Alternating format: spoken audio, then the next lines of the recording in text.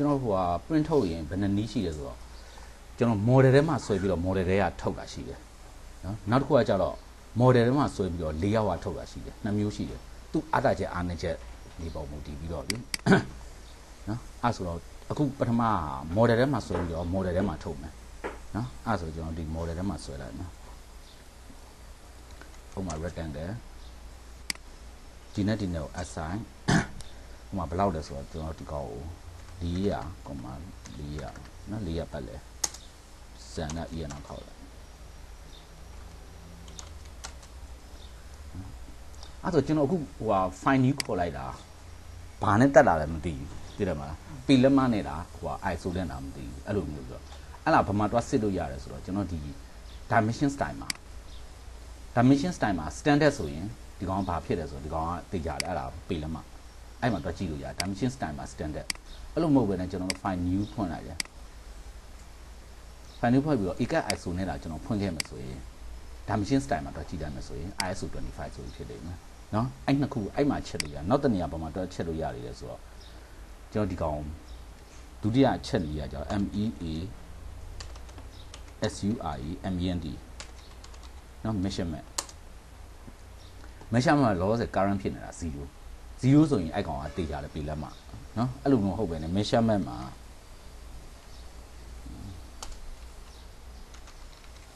measurement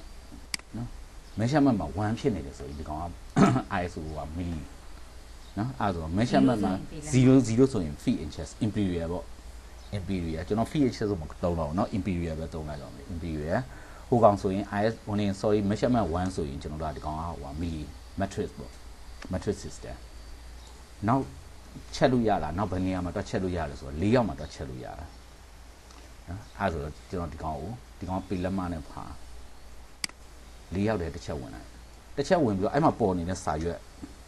နော်ဒီ၄ရောက်ကဒီစာရွက်ကို distance နဲ့တိုင်းကြည့်တာဒီထိပ်နဲ့ဒီထိပ်နဲ့ distance နဲ့တိုင်းကြည့်တာတော့30ပဲရှိတယ်နော်30ပဲရှိတယ်ဆိုတာပေလက်မနော် ISO ဆိုရင်တော့ဒီကောင်၄ရောက်ထဲဝင်ပြီးတော့ဟိုဘက်ထိပ်နဲ့ဒီဘက်ထိပ်နဲ့တိုင်းလိုက်မှဆိုတော့ဘယ်လောက်ဖြစ်မလဲဆိုတော့ဒီနဲ့ဆိုရင်ဟိုက200ကျော်တယ်200ကျော်ပဲဆိုတာမီလီပဲနော်အဲ့ဒါ check လို့ရတဲ့နေရာ3နေရာရှိတယ်ပထမဟာကျွန်တော်ဘာနဲ့ check လဲဆိုတော့ dimension style နဲ့ check မယ်ဒုတိယကျတော့ measurement နဲ့ check လို့ရတယ် measurement ဆိုတဲ့ system variable เนาะအဲ့ကောင်1လား0လားပေါ့ပြီးရင်နောက်ဆုံးချက်တာတော့4ရောက်တယ်မှာချက်ပဲအဲ့မှာကျွန်တော်ပြောချင်တာနိုင်ငံအကောင်ဒီကိုတိုင်ကဒီစနစ်ကြဟို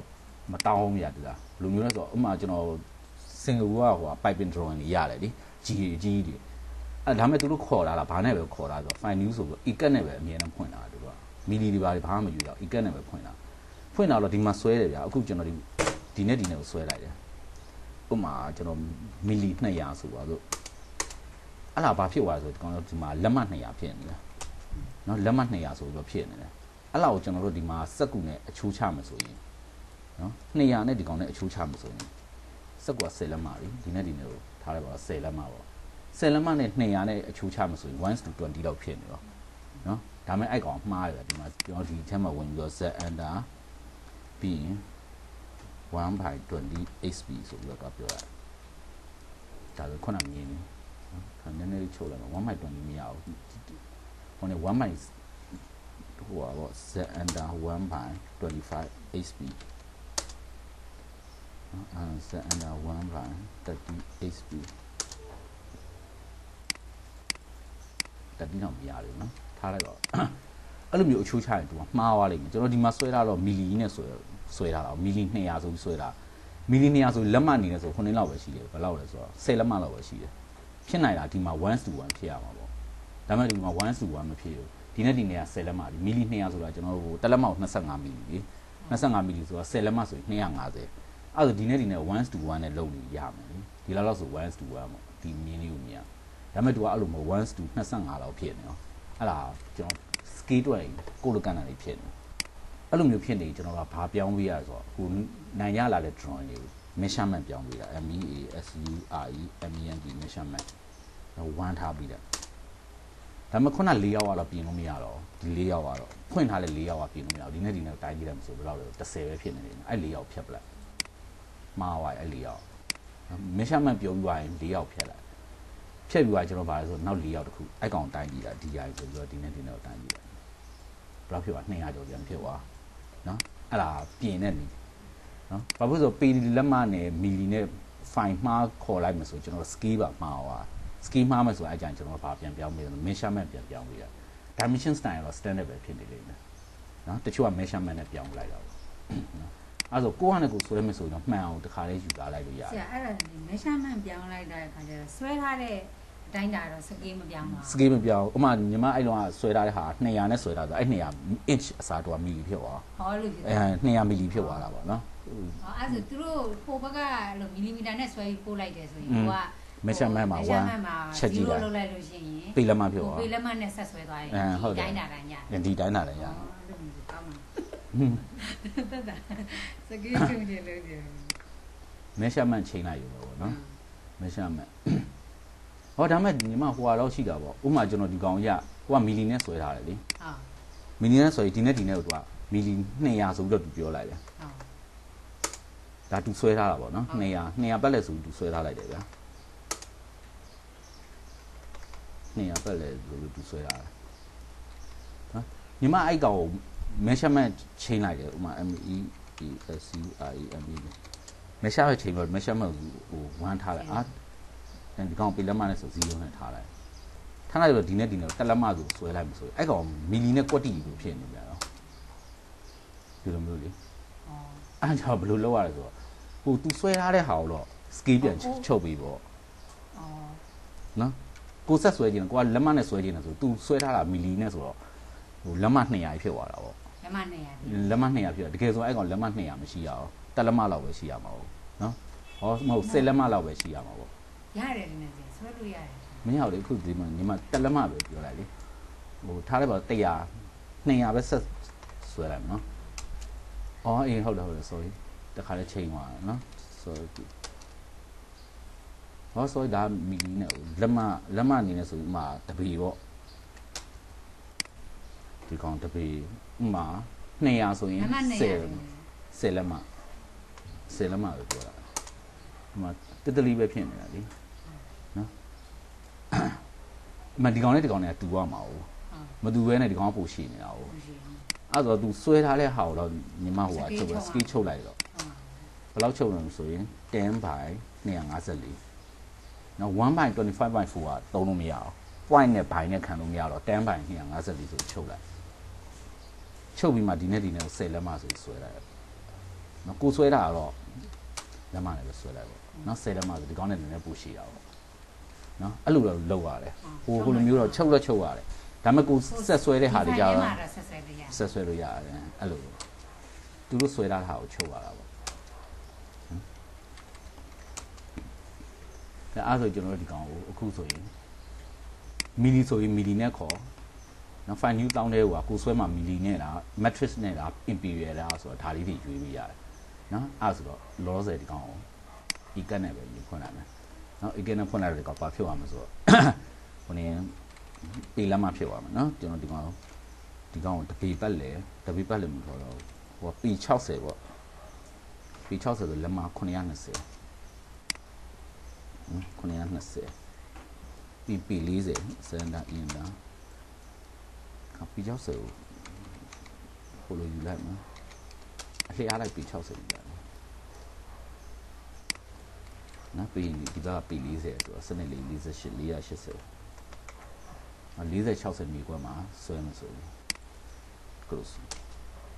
sorry close ရတယ်နော် okay ဒီကအဲ့လောက်ဆွဲဒါပေမဲ့သူက print ထုတ်တော့မယ်ဆိုရင်သူကဘာလုပ်ထားလဲဆိုတော့ဒီ model ထဲမှာတခါတည်း E4 site တခါတည်းလုပ်ထားတယ် E4 site ကဒီလိုမျိုး9လောက်ရှိတယ်10ခွဲလောက်ရှိတယ်နော်ခဏအဲ့အတိအကျသိရင်ဘယ်တည်းကသွားလိုက်မှဆိုတော့ control P နှိပ်လိုက်control P နှိပ်ပြီးတော့ဒီမှာ E4 site E4 မီလီနဲ့ဆိုရင်ဒီကောင်210 290ခွန်ခဏလေးကျွန်တော်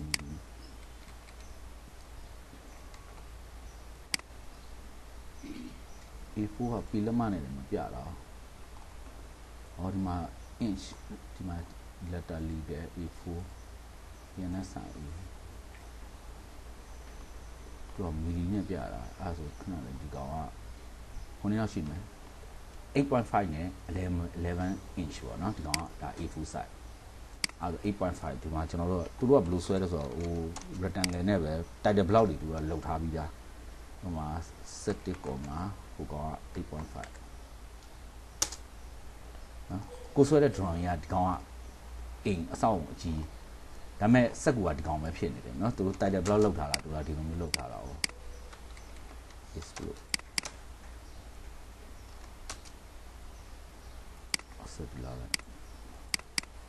နော်သူတို့က title block နဲ့တခါလေးလောက်ထားပြီးသားအဲ့လိုမျိုးဆိုကိုကဆွဲတယ်ဆွဲပြီးသွားရင်ကျွန်တော်တို့ကဘာလုပ်ရတယ်ဆိုတော့ဒီကောင်ကိုပုံဆွဲပြီးသွား dimension တွေမထိုးခင်ဒီကောင် scale ချုပ်လိုက်ရတယ် scale ဘယ်လောက်ချုပ်နေပေါ့နော်အဲ့ဒါဆိုကျွန်တော် scale တွက်ရတယ် control window R ဆိုပြီးတော့နော်ဟိုက CS C နော် sorry notepad ရုံဖွင့်တယ်နော်အဲ့ဆိုတော့ဒီကောင်ကရှည်တဲ့ဘက်ကစနစ်6 920ရှိတယ်နော် E4 ကျတော့17ပဲရှိတယ်နော်အဲ့နှစ်ကောင်စားလိုက်ဟိုနေ့ကတွက်နေတယ်မှာကျွန်တော်တွက်တဲ့ပုံစံအခုတစ်ပတ်อ่ะလေနော်အဲ့ဆို920ကို17နဲ့စားလိုက်အဲ့ဆို ski က65ဆိုကျွန်တော်ဟိုနေ့ယူလာမယ်85ယူလာမယ် standard ဖြစ်သွားအောင်နိ65ကြာမြောက်ရတယ်တိတ်မကောင်း85ယူလာမယ်နော်အဲ့ဆိုဒီကောင်ကိုအစ85ချုပ်လိုက်1/75ဆိုတော့နော်ချုပ်ပြီးတော့မှသူတို့ကအဲ့လာလေးကိုခုန print ထုတ်မဲ့ဒီ title block တွေကိုတွားထည့်တာဒါတော့နည်းနည်းကြီးနေတယ်နော်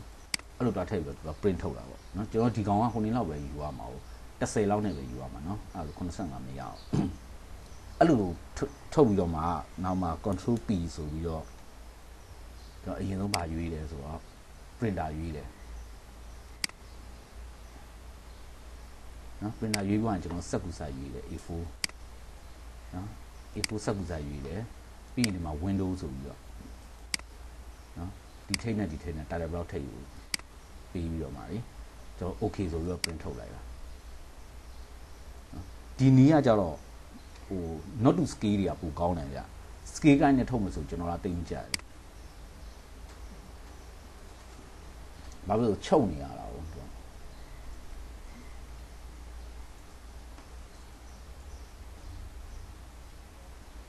နောက်ခဏဒီကောင်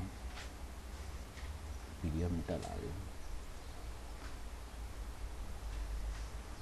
နော်အဲ့ဆိုဒီကောင် print ထုတ်လိုက်တာပေါ့နော်အခုဆိုတော့ကြုံထွက်တယ်နော်အဲ့ဒါကြတော့သူက model ထဲမှာဆွဲပြီးတော့ model မှာ print ထုတ်တာကိုဆွဲထားတဲ့ဟာတွေရှိနေတယ်တချို့ကြတော့ not to scale ကပိုကောင်းတယ်ဗျဥပမာ file open my computer တွေက C တွေက program file တွေကဒီထဲမှာတစ်ခုရှိတယ်ဗျဥပမာ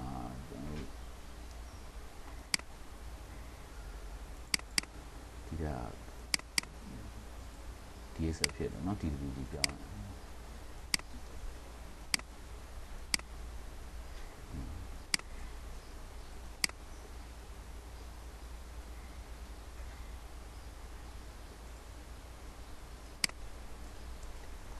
အခုကကျွန်တော်ဒီမှာစာလေးတွေထုတ်ထားပြီးတာ dimension တွေလည်းသူကတတ်ထားပြီးတာအဲ့ကောင်ကျွန်တော် A4 နဲ့ထုတ်ချင်တယ်ဆိုပါလို့ဗျာဒီကောင်ကို A4 နဲ့ထုတ်ချင်တယ်ထုတ်ချင်တယ်ဆိုလောလောဆယ် A4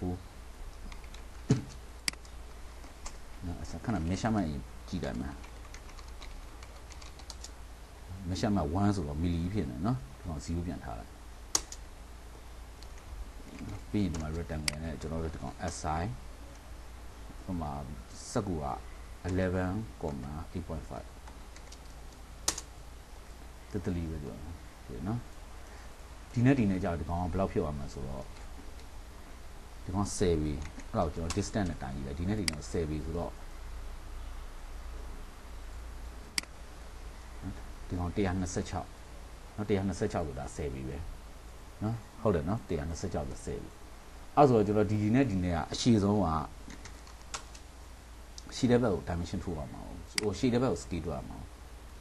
ဒီနဲ့ဘယ်လောက်ရှိလဲဆိုတော့ x က1000လောက်ရှိတယ်1000နဲ့ဟိုကောင်10နဲ့ဆိုတော့ဒီကောင်ကိုဘယ်နှစားချုပ်ရမလဲဆိုတော့10စားချုပ်ရမှာပုံကဒီမှာ dimension တွေလည်းကိုကထိုးပြီးသွားပြီ10စားချုပ်မဲ့ဆို10စားချုပ်မဲ့စာကျွန်တော်ဒီ title block ကိုလေ နော်ထားလိုက်ပါတိုက်တယ်ဘလောက်ကျွန်တော်ဒီကုတ်နည်းနည်းလေးဟိုကတိုက်တယ်ဘလောက်မှန်းတည်အောင်နည်းနည်းတစ်ခုလောက်လာမယ်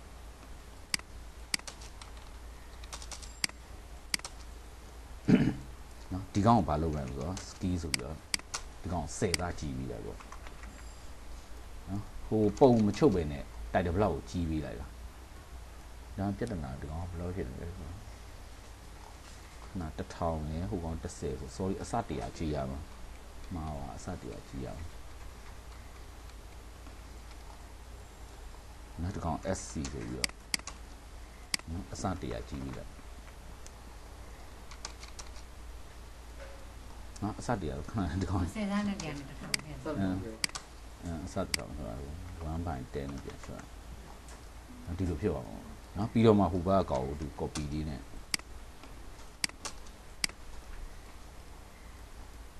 နောက်ဒီလိုလာပြန်ထည့်တာပေါ့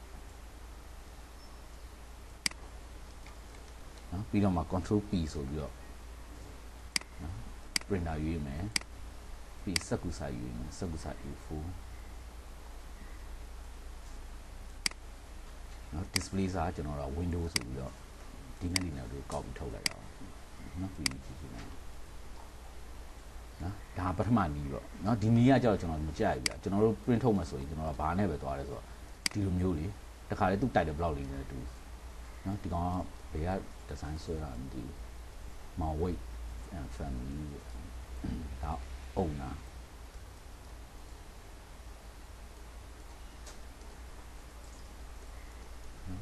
ဒီကောင် SP ပြဟိုက search bar SP Pro ကဆွဲရအောင်ဆိုတော့အဲ့ဒါသူတို့ကြတော့၄ယောက်မှထုတ်တယ်နော်၄ယောက်မှထုတ်တဲ့နေ့ကြတော့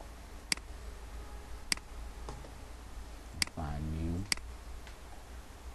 ဟိုမှာကျွန်တော် ecad နဲ့ပဲဖွင့်မယ်ဒီနေ့ဒီကို assign ဟိုမှာကျွန်တော်က page 60 920, page 40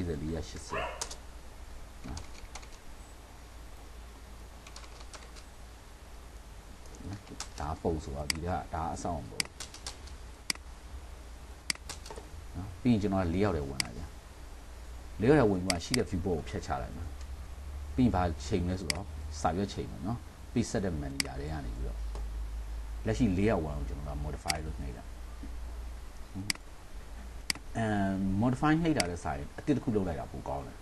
modify နှိပ်လိုက်မှဆိုနောက်လုပ်တဲ့ဟာတွေကပါလိုက်ပြီးတော့ modify ၄ယောက်တူဆိုဥပမာဒီကောင်ဆို၄ယောက်ဝင်ဆိုပြီး modify လုပ်တယ်နော်ပြင်တယ်ပြင်မှုက၄ယောက်တူတဲ့ရောက်အောင်ထပ်ပြီးတော့ modify ပြန်လုပ်နေအောင်နော်အဲ့ဒါဆိုကျွန်တော်တို့ဒီကောင်ကိုဟိုနည်းလုပ်လိုက်မယ်လောလောဆယ် page setup manager လည်းဝင်မယ် new ဆိုပြီးတော့ E4 ဆိုပြီးတော့ကျွန်တော်ဒီမှာလုပ်လိုက်မယ်နော် E4 landscape ပေါ့နော် E4 landscape ဆိုပြီးတော့ကျွန်တော်လုပ်ထားလိုက်မယ် okay အရင်ဆုံး printer ရွေးမယ်နောက် letter အစားကျွန်တော်ပါရွေးမယ်ဆိုတော့ E4 ပြီး portrait landscape မှာ landscape နော် what to plot မှာ၄ယောက်ပဲထားရမယ် plot style ဒီပြလောလောဆယ် monochrome နဲ့ရင်ထားရလိုက်မယ်နော်ဒါကနောက်မှရှင်းပြမယ်နော်လောလောဆယ် monochrome ရင်ထားရလိုက်မယ်နော်ပြီးရင်ကျွန်တော်ဒီကောင်ကို okay နေလိုက်မယ်ဒါလည်း full landscape ပေါ့ပြီးရင် layer 1ကိုဒီကောင် apply လုပ်ချင်တယ်ဆိုရင် set ကားရနှိပ်ပြီးတော့နော်ဒီကောင် site ကြည့်ပါနော်ပြီးရင်ကျွန်တော်တို့ကဘာလုပ်လဲဆိုတော့MV ဆိုတာ multi view နော်ပြီးအဲ့မှာ fit ဆိုရင်ဒီစက်ကူနဲ့ quality view board တစ်ခုရအောင်နော်ဒါပေမဲ့ကျွန်တော်တို့ကစက်ကူကဘေးမှာအနားချန်ရမယ်လေစောက်ချုပ်ဖို့လို့ပါလို့အနားချန်ရမယ်ဆိုကျွန်တော်တို့ခုနေနောက်ချန်ရမယ်လက်မဝက်လောက်ချန်ရမယ်နော်တက်လက်မလောက်ဖြစ်ဖြစ်ချန်လိုက်မယ်အဲ့တော့သူ့ဒီကျွန်တော်ပြအောင်နော်ဒီစက်ကူနဲ့ quality ဖြစ်တဲ့ rectangle ကဆွဲလို့မလွယ်ဘူးကြ။เนาะအတိုင်းတာအတိအကျနဲ့ဆွဲနေရမှာ။အဲဒါဆို MV fit ဆိုရင်တော့ဒီစက်ကူနဲ့ quality ရပါတယ်။ဒါပေမဲ့ဒီကောင် view board view board ကြတော့လေ offset ကူလို့မရအောင်။เนาะ offset ဒီလောက်ဆိုရင် view board ကို offset ယူလို့မရအောင်။ view လို့မရတဲ့အတွက်ကျွန်တော်အပေါ်ကနေ rectangle လေးနဲ့ထပ်အုပ်ပြီးလိုက်တာ။เนาะပြီးတော့မှ offset ဆိုပြီးတော့ကျွန်တော်ဟိုမှာတက်လက်မဆိုပြီးတော့တက်လက်မကြီးရပြ offset 0.5နော်ပြီးဒီဘက်ဟာလေးဖြတ်ချလိုက်ပါနော်ငုံပြီးဖြတ်လိုက်အကုန်ပြောက်သွားဒါဆိုဘာဖြစ်သွားလဲဆိုဒီကောင် rectangle နေရာချန်မီတာ rectangle အဲ့ကောင်မှကျွန်တော်တို့ဒီ rectangle ကိုမှကျွန်တော်တို့ဘာပြန်လုပ်ရလဲဆိုတော့ view board ပြန်လုပ်ရတယ် MV ဆိုပြီးတော့နော်ဒီမှာ object ဆိုတာရှိတယ် object လို့ပြောတယ်ပြီးဒီကောင်လေး select လုပ်တော့ဘာဖြစ်သွား view box ဖြစ်သွားနော်ပြီးအထဲဝင်လိုက်အထဲဝင်လို့ဟိုကောင်လေးကြည့်ကြည့်လိုက်နော်ဒါကခုနကကျွန်တော်ဆွဲထားတဲ့အိမ်လေးပေါ့နော်အဲ့တော့အိမ်ရဲ့အရှည်ကဘယ်လောက်ရှိတယ်ဆိုတော့ model ထဲပြန်မဝင်နဲ့ဗျာဒီထဲမှာပဲနှစ်ချက်နေလိုက်ဒါဆိုရင် model ထဲရောက်သွားနော်ဒီနဲ့ distance ဆိုတစ်ချက်အရင်တန်းကြည့်လိုက်ဒီနဲ့ဘယ်လောက်လဲပေါ့ဒီကောင်920ရှိတယ်နော်ဒီ view box ကြတော့ဘယ်လောက်ရှိလဲဆိုတော့ဒီနဲ့ကို view box က10ရှိတယ်10နဲ့ပဲထားလိုက်ခုန920နဲ့10နဲ့ဆိုရင် scale က1 to 920နဲ့10နဲ့ဆိုဒီကောင်ဘယ်လောက်ဖြစ်သွားလဲဆိုတော့82စားဖြစ်သွားတာပေါ့နော်82ဆိုရင်တိတ်ကြည့်လို့မကောင်း85လောက်ထားလိုက်1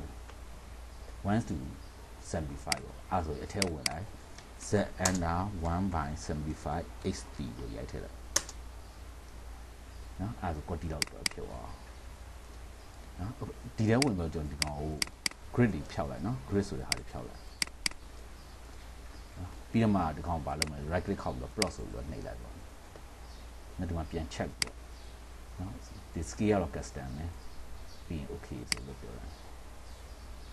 နော်ဒါကြတော့၄ရောက်ကနေပြီးတော့ scale တွက်ပြီးထုတ်တာ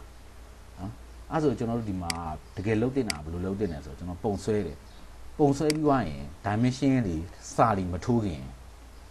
၄ရောက်တည်းဝင်ပြီးတော့ scale ရင်တွက်လိုက်ကျွန်တော်အခုဆိုရင် scale factor 75ဖြစ်သွားတာဟုတ် scale factor 75ဖြစ်သွားပြီဆိုဒီမှာထိုးမဲ့စာတွေရဲ့ height ကဘယ်လောက်ဖြစ်မလဲပေါ့နော်အဲ့ဆိုကျွန်တော်စာကကြတော့စာရဲ့ height ကကျွန်တော်ခုနေမဲ့လူကျင်တော့1/8 1/8လို့ပြောတယ်အဲ့ဒါ 1/8 နဲ့ဘာနဲ့မျှအောင်လဲဆိုတော့ခုန scale 75နဲ့မျှအောင်နော်အဲ့ဆို calculator ဖွင့်လိုက်မယ် Windows R calculator 1/8မျှနော်75အဲ့ဒါထိုးရမယ့်စာရဲ့ height က 9.375 ဖြစ်ရမယ်နော်အဲ့ဒါဒီမှာစာထိုးမယ်ဆိုရင် dt ဆိုပြီးတော့ test height ကခုန 9.375 test height က 9.375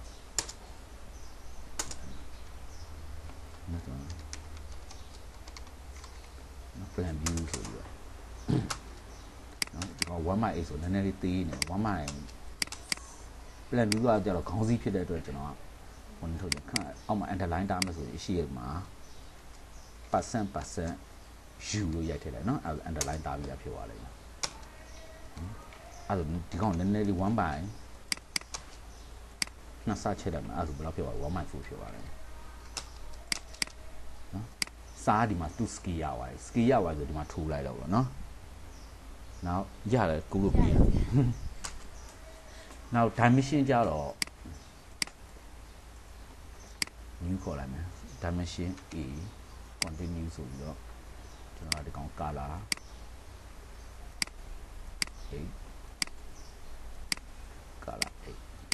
နော် arrow ထားလိုက်မယ်ဒီကောင် test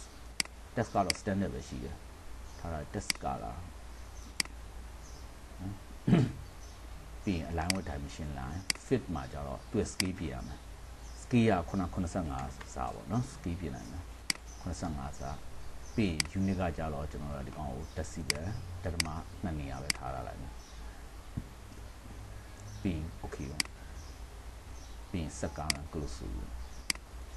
အဲ့ဆို dimension တိုင်းရမယ်ဆိုရင် scale ရပြီလားဖြစ်တဲ့အတွက်ကျွန်တော် dimension အနေနဲ့အဆင်ပြေသွားပြီနော်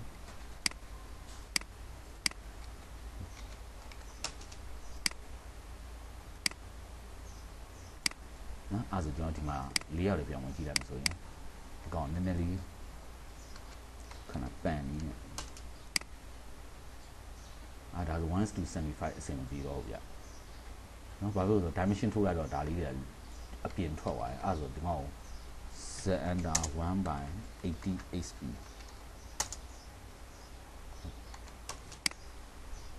နော်1/80နဲ့ဒါလည်းအောက်ကစာမမြင်ရလေ80မရရင်ကျွန်တော်တို့က90ဒီပါမထားအောင်ဒီလားကိုလိုကန်နန်စိုက်ဖြစ်နေတာပေါ့အဲ့ဒါ z under 1/100ပဲထားလာတယ်နော်100ပဲထားလာတယ်အဲ့ဆိုဟို test style ဒီပါတွေက skill ပြန်ပြင်ရတော့မှာပေါ့နော်အဲ့ဆို100နဲ့ဆိုရင်ဒီကောင်ဘယ်လောက်ဖြစ်မလဲဆိုတော့စာလုံးက 1/4 လို့ပြင်တယ် နော်ဒီကောင်စာလုံးက1/4အမြောက်100 scale factor 100ဆိုတော့စာလုံးရဲ့ size က25ဖြစ်ရမှာအဲ့ဒါ control 1သူ့ရဲ့ test height နော်25ထားတာပြီလေပေါ့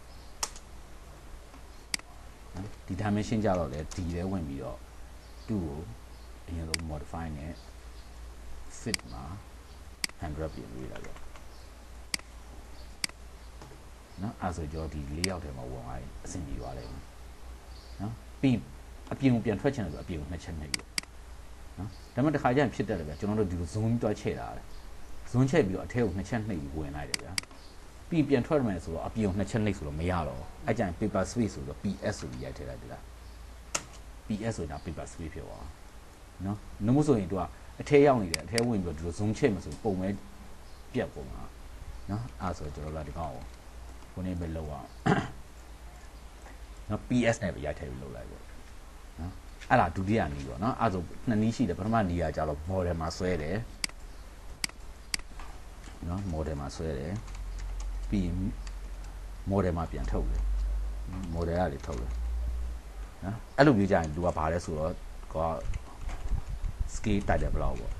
နော် title block ကို GB ရတယ်နော်နောက်တစ်ခါကျတော့ model မှာဆွဲတယ်ထုတ်တော့ဘာမှထုတ်လဲဆိုတော့ကျွန်တော်၄ယောက်မှထုတ်တယ်နော်အဲ့ဆိုတော့ကျွန်တော်တို့ဘာလဲဆိုတော့ scale ကိုအရင်တွက်ရတယ် scale ဘယ်အချိန်မှာတွက်ရလဲဆိုတော့ before ပေါ့ test နဲ့ dimension style နော် dimension style မလုပ်ခင်အရင် scale တွက်လိုက် scale တွက်ပြီးမှကျွန်တော်တို့ test ဒီ dimension style ကျွန်တော်တို့ပြန်လုပ်ပြီးပေါ့နော်အဲ့ဒါဒုတိယနည်းနော်နောက်ဆုံးနည်းကြတော့ဘယ်လိုကောင်းလဲဆိုတော့နောက်တစ်နည်းရှိသေးတယ်ဆွဲချင်တော့ကိုဆွဲလိုက်မှာမထားလိုက်ပါဒီနေ့ဘယ်လောက်ရှိမှန်းလည်းမသိဘူးနော်ကိုဆွဲနဲ့ dimension တွေပါထိုးတာလို့ပါလို့ကြတော့ကောင်းဒီလိုဖြစ်သွားတယ်ပေါ့နော်ဒီထားလိုက်တော့ဒီလောက်ဖြစ်သွား1000ကျော်ဒီဘက်နဲ့ဒီနဲ့ဆိုဘယ်လောက်ဖြစ်သွားမလဲဆိုတော့ဒီနေ့ဆိုဒီလောက်ပေါ့အဲ့လောက်လေးကျွန်တော်တို့ scheme မတွက်တော့၄ယောက်တည်းခုနပြင်ဆင်ထားတဲ့၄ယောက်တည်းဝင်လိုက် double click ခောက်လိုက်ပြီး Z enter E enter ဆိုပြောလိုက်နော်ပြီးပန်တူးလေးသုံးပြီးတော့နည်းနည်းရွှေ့ပြီး zoom တူးလေးသုံးပြီးတော့နည်းနည်းချုပ်ချင်ချုပ်ကိုကြည့်လို့ကောင်းမဲ့အနေထားကိုအရင်သွားလိုက်နော်ပြီးတော့ခောက်လိုက်ပြီးကျွန်တော်တို့ဒီတိုင်းဆိုကျွန်တော်ကြည့်လို့ရခဏ dimension style အဝါကြီးကိုကျွန်တော်ပြောင်းလိုက်အောင် modify test color ကိုကျွန်တော်ဒီကောင် blue ပဲထားလာတယ်နော်ဒီလိုထားလာတယ်ဒီလောက်ဆိုရင်တော့သူ scale ဝင်ပြီးတော့ဒါပေမဲ့ဒီ scale ကဘယ်လောက်မှမသိသေးဘူးအဲ့ကြရင်ကျွန်တော်တို့ကဘာတွားလို့ရပြီ express 2ထဲကနေပြီးတော့၄ယောက်တူရှိတယ်အဲ့မှာ list pivot scale ဆိုတာရှိတယ်နော်အဲ့လာလေးနဲ့ click နှိပ်လိုက်ပြီးဒီညာလေး select လုပ်လိုက် 1 to 185တဲ့နော်1 to 185ဆိုရင်နော်အထဲဝင်လိုက်200လောက်ဆိုအဆင်ပြေတယ်အဲ့ဒါ z under 1/200 hp လို့ပြောတာဒါနည်းနည်းပူကျုပ်သွားတယ်မှာပြီးရင် paper space ဆိုရချက်ချင်းပြန်ထွက်လာနော်ဒါမှမဟုတ်ရင်အထဲမှာဘိန်းလုံးတော့တွားမလှိမ့်နဲ့တော့ scale ပြတ်မှာဆိုလို့ပန်တူးနဲ့ပဲကျွန်တော်တို့ကဒီကောင်နေရာချမှာ zone 2လုံးဝမသုံးအောင်နော်ပြီးရင်အပြင်မှာပြန်ထွက်လာမယ်ပြီးရင်ဘာလုပ်မလဲ mv ကျွန်တော်ရဲ့ဒီကောင် lock ချမယ်နော် lock ဆိုတော့ l ပေါ့ lock ချမယ်ပြီးရင် lock ကို on မယ် select object ဆိုဒီကောင် select လုပ်လိုက် lock ချလိုက်ဘာဖြစ်သွားဆိုကိုရောင်ပြီးတော့အထဲဝင်လာမှသူဒီလိုဖိလုံးလှိတ်လည်းမပြောင်းတော့ lock ချလာဆိုတော့စက်ကူပဲပြောင်းတာပေါ့နော် lock ပြန်ဖြုတ်ခြင်းနဲ့ကိုကအထက်က skill ကိုပြန်ပြင်နေလို့ lock ပြန်ဖြုတ်ခြင်းနဲ့ဆိုရင် mv ပဲပြီး lock ကောင် off ပြီးဒီကောင် unlock ပြန်လုပ်လိုက်လို့နော်ဒါဆိုရင်ဒီချုပ်ရပါနော်ရနော်အဲ့လိုအားလုံး၃နည်းရှိတယ်နော်ဒီတတိယနည်းကတော့ကျွန်တော်အသုံးများဆုံးပဲဘာလို့ဆို scheme မတွက်ဖြစ်ဘူးပေါ့ scheme မတွက်ဖြစ်တော့ပြဿနာပေါ်မှာတက်အောင်မလဲဆိုတော့ AutoCAD 2014 LT ဖြစ်သွားလိမ့်မယ် live version ဖြစ်သွားလိမ့်မယ်ဒီလိုမျိုး full version မဟုတ်တော့အဲ့ကြရင်ကျွန်တော်က expert 2မပါတော့ expert 2မပါတော့ဒီလိုမျိုးဘာမှတွက်ကြည့်နေပေါ့ဒီကောင် scheme ဘယ်လောက်ဖြစ်နေလဲမသိတော့လေအဲ့ကြရင်ကျွန်တော်ကဒီမှာ right click ခောက်လိုက် tools တစ်ခုမှ right click ခောက်ပြီးတော့ viewport 2ပါဆိုတာရှိတယ် viewport ဆိုတဲ့2ပါရှိတယ်ဒီကောင်လေးနော်အဲ့ဆိုဒီအထက်မှာနှစ်ချက်နေပြီးဝင်လိုက်တာ ਨੇ ဗျာ 0.0050 လို့ပြောလေအဲ့လိုထွက်လာနော်အဲ့လားကိုက scale ဘယ်လောက်မှမသိဘူးလေ အဲ့ဆိုဘယ်လိုလုပ် scale factor ဘယ်လိုပြန်ရှာလဲဆိုတော့ဒီမှာထွက်လာတဲ့ကဏ္ဍကိုတစ်ကိုအိုက်ကောင်နဲ့စားလိုက်ဩ sorry ဒီကောင်နော်ဟုတ်တယ် sorry 1ကို 0.005 နဲ့စားလိုက်အဲ့ဒါ200ထွက်လာတယ်နော်အဲ့တော့ဒီ viewport နီးနဲ့သုံးနေတယ်ဆိုရင်အရင်ဆုံးအထဲဝင်လိုက်ဝင်မှဒီမှာကိုလိုချင်တဲ့ scale ပုံစံမျိုးကိုရွေးလိုက်နော်ပန်ဒီပါလေးနဲ့ zoom လေးနဲ့သုံးမလို့ဒီပုံအားလုံးမြင်ရပြီဆိုရင်အပြင်တစ်ချက်ပြန်ထွက်လာပြီးရင်ဒီထဲတစ်ချက်ပြန်ဝင်လိုက်ဒီမှာ 0.0053 ဖြစ်နေနော်အဲ့ဒါ calculator မှာတစ်နဲ့စားလိုက်တစ်ကိုတည်ပြီးတော့ခုနထွက်လာတဲ့ 0.0053 နဲ့စားလိုက်5ပြောင်းဖြစ်သွားတယ်53နဲ့စားလိုက်အဲ့ဆို188လေအဲ့ဒါသူနဲ့ပတ်သက်တာအနည်းဆက်ဆုံး1 to 200ပေါ့ဒါတော့ဟိုအတုံးများတဲ့ scale ပေါ့နော်ဒါမှမဟုတ်ကိုယ့်အနေကိုရိုက်ထည့်ခြင်းလို့ဆိုဟာဆို1 to 100ဖြစ်သွားတယ်1 to 100 1 to 200ဖြစ်အောင်နော်ဟိုကဇန်နာနဲ့ပဲပြန်ရိုက်တာကိုကောင်းတယ်1 by 200 xp ဆိုပြီးတော့အဲ့လိုချိန်ပြီးသွားမှာပဲကျွန်တော်ကဒီမှာ test height တွေပါလေးကိုနော် dimension style သူ့ရဲ့ style မှာ modify နဲ့ကျွန်တော်ဒီကောင်ကို fit မှာ200ပြောင်းလိုက်ပါနော်200ပြောင်းလိုက်ပါ test height ရတယ်1 by 8လို့ကျင်နေဆိုရင်1 by 8 into 200ဆိုတော့1 by 8 into 200ဆိုတော့ဒါဆို test height ရဘယ်လောက်ဖြစ်မလဲဆိုအစိပ်ဖြစ်ရမှာနော်အဲ့လိုမျိုးပြီးတွက်ပြီးတော့လုပ်တယ်နော်အောက် print ထုတ်တာ3မျိုးရှိတယ်နော်အဲ့ဒါကြီး